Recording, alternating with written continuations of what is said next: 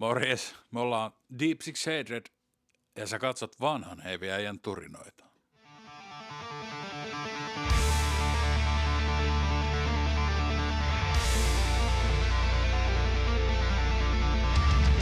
Terve ja tervetuloa vanhan heviäjän reissuun mukaan. Taas ollaan vähän tien päällä. Tänään ollaan Porvoossa. Tällä hetkellä ollaan Porvoon Sellin pihalla. Kävin tässä pienen paussilla ennen kuin lähdetään Deep Six Hatred-bändin haastattelua tekemään. Bändihän on tänään julkaissut Angel of Disease -debyyttilevynsä, niin lähdetään laulaja Villen kotistudiolle nähtävästi, niin bändi tulee sinne paikalle, niin tehdään siellä pian haastattelu. Nyt ei ole treenikämppä-haastattelu, mutta lähestulkoon treenikämppä-haastattelu. Mut pannaan siihen kategoriaan, treenikämppä-haastattelu-kategoriaan. Mut lähdetään nyt tästä pikkuhiljaa kohti Villen kotistudioon, niin jatketaan sieltä sitten lisää. Ja pysykää kanavalla. No niin, nyt ollaan saavuttu Deep Six Hatredin studiolle, sanotaan näin. Kuulemma on ihan koko setti täällä nauhoiteltu, mutta kiitos äijät, että pääsin teidän pyhimpään, sanotaan näin. Kiitos. Kiitos. Tervetuloa. Ja tosiaan tänään on julkaistu teidän debyyttilevy Angel of Disease. Kyllä. No mitkä se nyt on sitten fiilikset näin niin kun tuote on saatu ulos? No kyllähän tässä on hyvät fiilikset, että se oli aika pitkä prokkis, että sitä varmaan... Vuosi. Niin, aika tarkalleen vuosi siinä meni niin kuin yhteensä. Ja... Helpottunut, Niin. sanotaan näin. Se on vihdoin potkastu. Ja tyytyväinen se Niin, tuli kyllä. todella hyvä. Joo. Kyllä itsekin just tuossa tänään kuuntelin sitä vähän tuossa ennen kuin läksin. Oli vähän, ihmettelin kun ei ensin Spotifyssa löytynytkään, mutta sitten YouTuben puolelta sai kuunneltua koko levyä.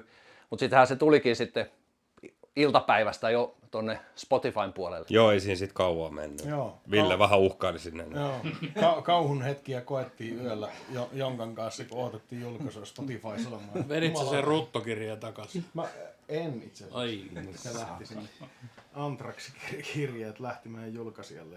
Joo, siinä oli joku fipa käynyt, että ei tullutkaan suoraan keskiyöllä kun piti, mutta onneksi nyt on Spotifyssa. Joka paikkaan muuallehan se tulikin. Kertokaa nyt vähän sitten ihan tästä nauhoitusprojektista tai kokonaisuudessaan. Että... Se on aika erikoinen, en tiedä. Kuuluuko se siitä? Kyllä se varmaan kuuluu. Kuuluuko? Halo? No mä voin pitää tässä näin. No pidä se siinä. Sä oot hyvä pitämään noita kapuloita. Kyllä. Niin, siis hyvinkin erikoinen. Siis, nyt, milloin me käytiin viime viikolla treenaamassa, niin sielläkin taidettiin, oliko joku biisi, mitä soitettiin itse asiassa ensimmäistä kertaa yhdessä. Yhdessä, niin. Meidän äänitysprokkis on ollut semmoinen, että me ollaan tehty biisit, demotettu ne jollain tasolla ja sitten lähdettiin oikeastaan, kun kaikki oli valmista, niin studioon ja Jussi hakkas kannut sisään ja sen jälkeen ollaan täällä äänitetty kaikki. Ja olisiko ollut 3 tai 4 biisiä, mitä oltiin soitettu kimpassa. Niin kuin silleen, että ne oli Niin. tavallaan niin kuin valmiina. Niin, Ja muut on sitten vähän niin kuin rakenneltu vasta sitä mukaan, kun on nauhoitettu. Että... kyllä. Just. Treeniksellä äänitettiin rummut, kaikki. Mitähän meillä meni siinä? Kuukausi varmaan, mutta se nyt oli semmoista kerta viikkoa. Niin, 2 käytiin kertaa vähän viikkoa. silloin tällä äänittelemässä ja sitten tässä tilassa on äänitetty kaikki muu. Just. Naapureiden iloksi. Naapureiden iloksi just Tarolle itse asiassa ennen tätä haastattelua alkua kerroinkin, että siellä oli naapureilta tuli semmosia mielenkiintoisia katseita, kun meillä oli kilowatti bassoa tässä ja räimittiin sitä nauhalle, niin se saattoi kuulua tuonne naapuritaloihin myös. Ja sitten tosiaan yksi Varmaan kerralla... niin kuin palleiskin tuntunut tuolla. On varmasti. Ja vaimolle terveisiä, oli varmasti hyvin tyytyväinen myös tuossa 2 metrin päässä sisällä. Ja, joo, yksi kerrallaan mentiin rummutreeniksellä, hakattiin valmiiksi ja sitten tultiin tähän ja Tuma veti bassot ja sitten ruvettiin kitaroita hoitelemaan ja Ja sitten laulut viimeisenä ja sitten miksattiin setti kasaan. Ja vuosi siinä meni kaiken kaikkiaan. Joo. No se on ainakin mitä nyt itse kuuntelin, niin kyllä pirun hyvä. Ja ne sinkut, mitä on aikaisemmin julkaistu jo, niin onhan se niin kuin pirun kovaa settiä. Kiitos. Kiitos. Se on mukava kuulla. Että minkälaista palautetta niin kuin sinkuista on tullut kaiken kaikkiaan? Oikeastaan pelkästään positiivista. Pelkästään hyvää kyllä. Kyllä jengi on kehunut ja ollut tosi yllättynytkin. Että sehän niinku, mitä aikaisemmin tehtiin EP ja sitten noin, niin ollaan me tehty aika iso harppaus ainakin mun omasta mielestä siinä niinku musiikillisesti ja ehkä soundillisestikin.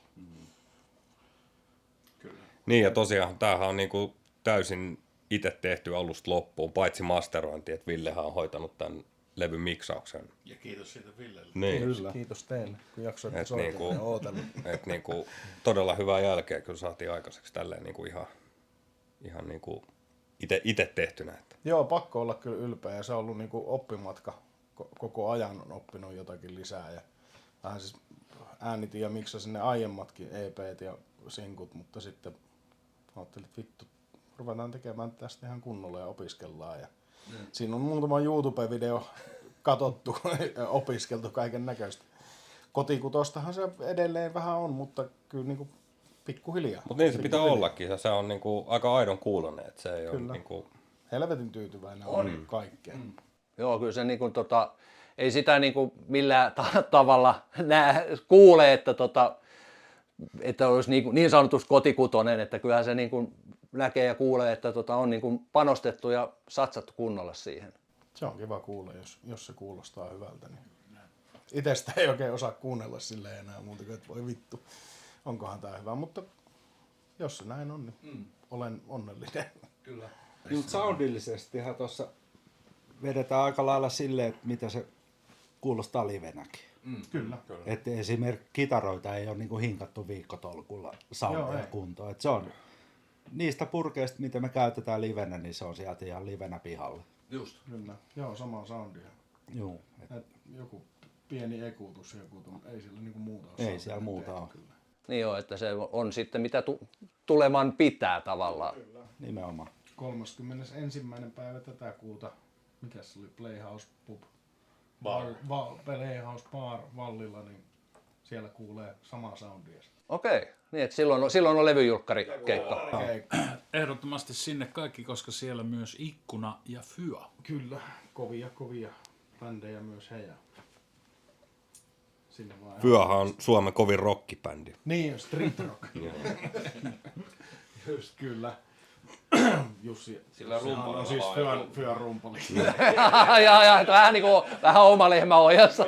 Se saattaa olla. Tässä saa mainostaa. No totta kai, mikä et. Käy nyt ihan lähikuvaan kamerassa, eli Fyön Vaan zoomataan vähän. Tai muuten. Kyllä.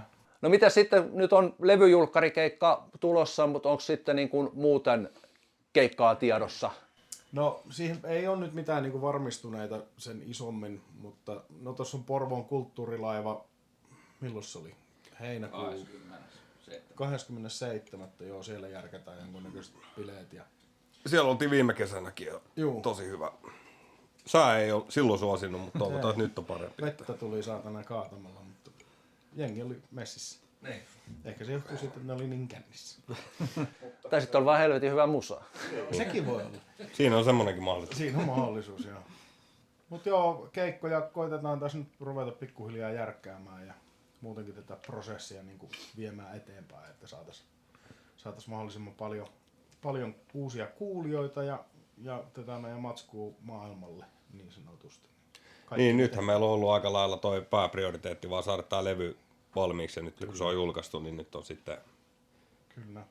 aika pistää sitten taas muita asioita eteenpäin. Kyllä, totta kai niin kuin saap sitten niin kuin panostaa ajatukset ja voimat siihen levyn ulostulemiseen ja sit on mitä soittaa tavallaan. Joo, ja nyt niinku hetki pitää vaan niinku hengähtää ja nauttia tästä. Ja nyt se jumalauta meidän levy on ulkona, me tehtiin se. Pitkä prokkisia. Nyt nautitaan ja sitten ruvetaan painaa duunia, keikkoja ja uutta matskua tietysti koko ajan tulee jonkkaan jo Siellä on kohta seuraava levyllinen melkein jo riffejä Se on kasassa. sitten eri asia, että onko linja ehkä vähän rässimpi jopa. Niin, joo, niin, siis tämä meidän bändihän nyt on, ollaan luonnehdittu tätä rässibändiksi, mutta tämä on tosi kokeileva tämä levy siinä mielessä, että nyt oikeastaan kaikki mitä meiltä on tullut, niin on laitettu vaan ulos. Ja ei nyt välttämättä kaikki on rässiä, mutta rässähtävää, sanottaisiko näin.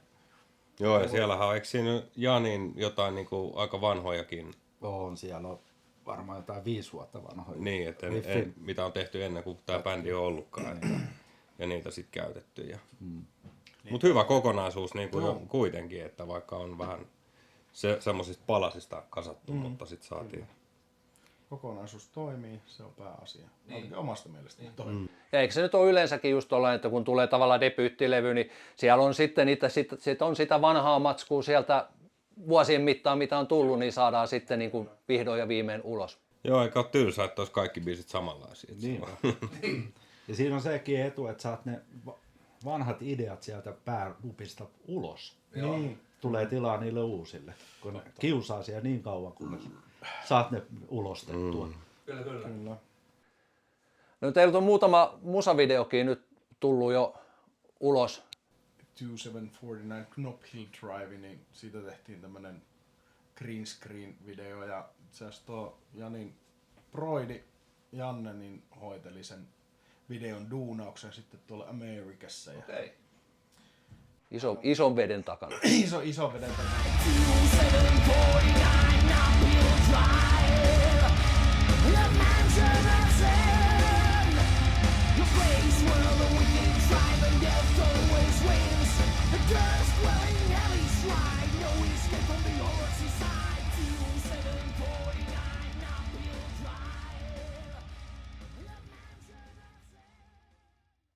Hän on muun muassa tehnyt mitä Omnium Gaterumille ja kelles kaikille. Maija Vilkkuma.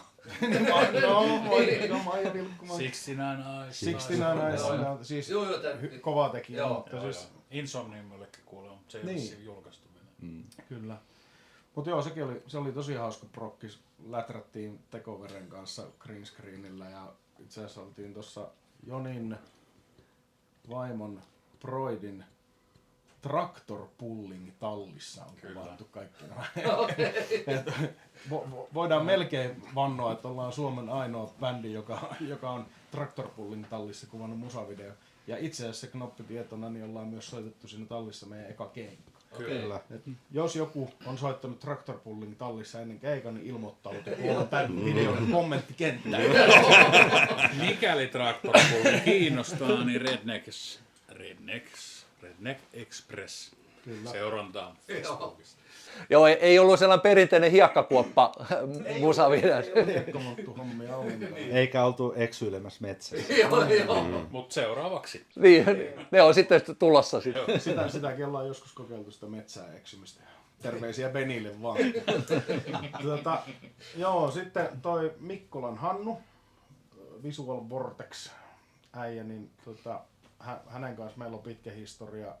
Ollaan Adastran kanssa aikanaan ja itse asiassa ollaan Antagonistseran kanssa tehty jotakin. On, ja ainakin niinku, ei musavideo, mutta niinku kuvashommia Niin, muuta. live-hommia ja hän on ottanut promokuvia samoin, niin otettiin luottopakki Hannuun yhteyttä ja Hannu teki sitten Angel of Diseasein lyriikkavideon, sen taustan ja kaiken siihen ja sitten Rotten Core-video, mikä kuvattiin meidän treeniksellä itse asiassa hyvin pienessä, melkein tyyliin tämän kokoisessa tilassa, niin Hannu on tehnyt senkin.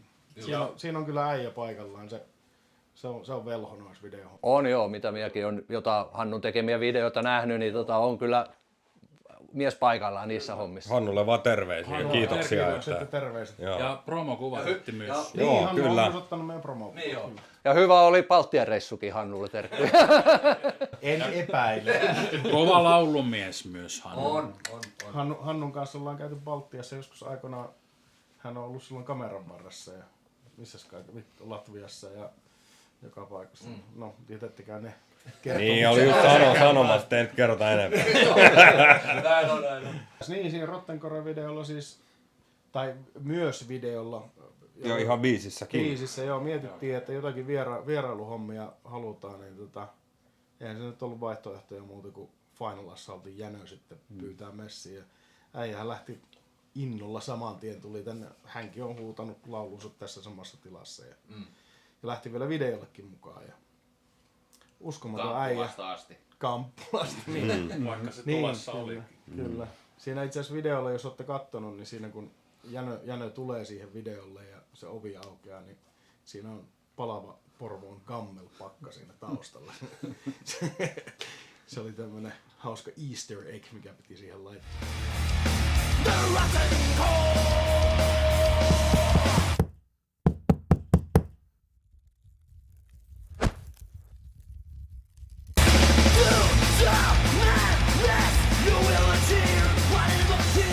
Eikä tarvinnut edes sytyttää, tuleeko se? Ei, Hannu hoiti sinnekin kaiken maailman efektit ja systeemit.